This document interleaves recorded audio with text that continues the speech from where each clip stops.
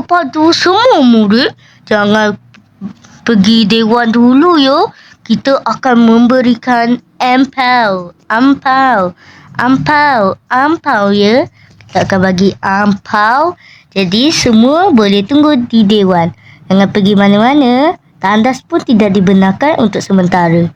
Bagi murid yang sudah dapat ampau, anda boleh pergi ke kelas dan jangan lupa cakap terima kasih. Dapat ampau.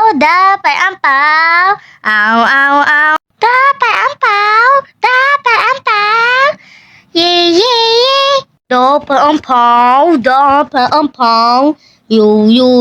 What's up, gang? Dapat ampau. Baby saja.